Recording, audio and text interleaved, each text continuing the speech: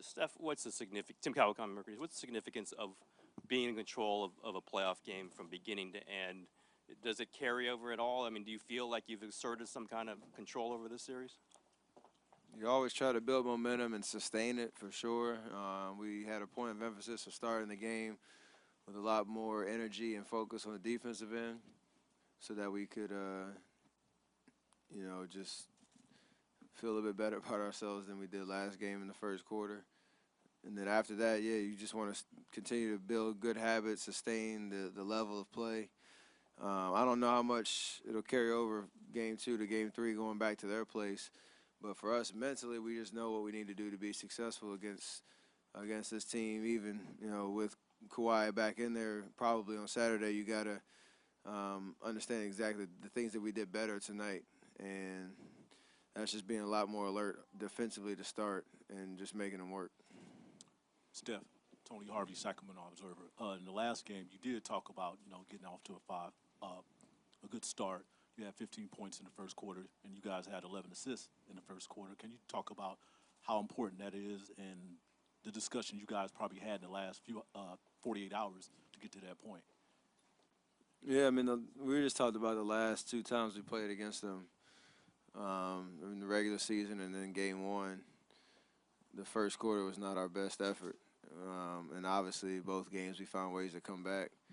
But you don't want to be in that position every time you play this team. So just the only thing that changed was defensive intensity and pressure and focus.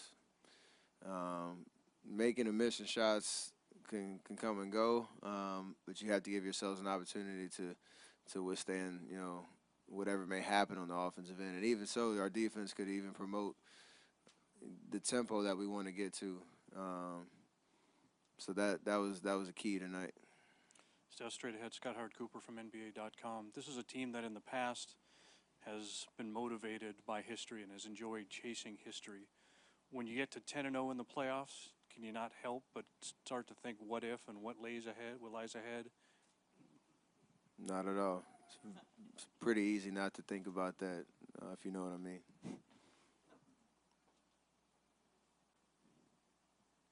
Steph, I know you were amused earlier in the year when people said this was a down year for you, but it seems like you've really turned it up the last couple of months. What's ignited this fire this last couple of weeks in the playoffs especially? I mean, nothing really. Just this is playoff time, and if you're not,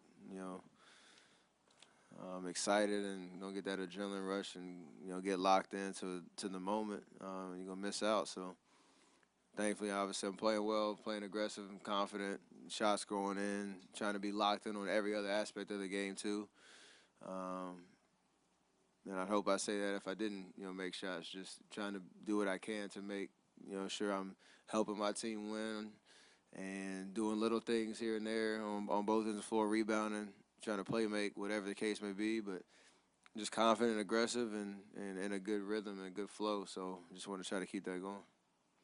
Steph, Janie McCauley from AP. How valuable was that for you guys to get off your legs there in the fourth quarter, to see everybody else do so much to keep, that urgency going? And also, what kind of lift did McCaw give you guys on both ends? I mean, he was amazing.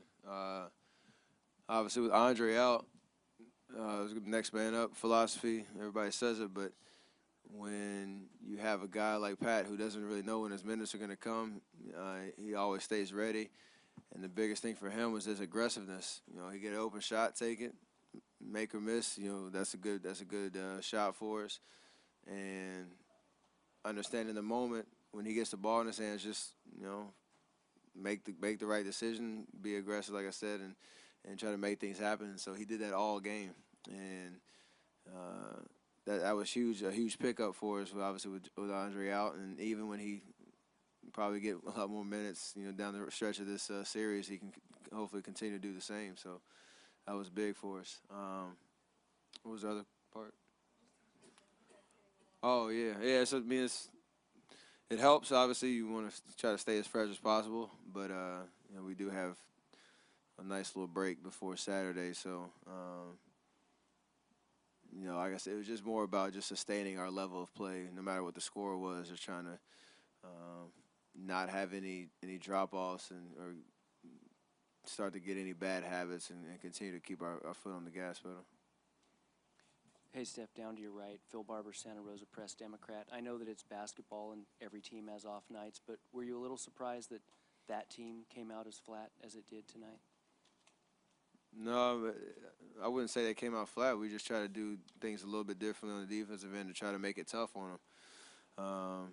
Obviously, Jonathan Simmons got hot a little bit in the first quarter, but he made some tough shots, and you got to live with that. But across the board, you just try not to give him any clean looks. That's something we can control with our effort and our intensity, and just try to sustain it for 48 minutes. That's it. I mean, they didn't come out and lay down at all. We had to really turn it up and change our performance from game one. Steph, Marcus Thompson, Barry News Group. Hey, you. There was a time where the Spurs were one of the tougher matchups. They kind of guarded you better than most teams, but lately against them, you've been pretty golden. It's been like a miraculous rise. I have not answered that question. That was a good try, though. Next question. Next question.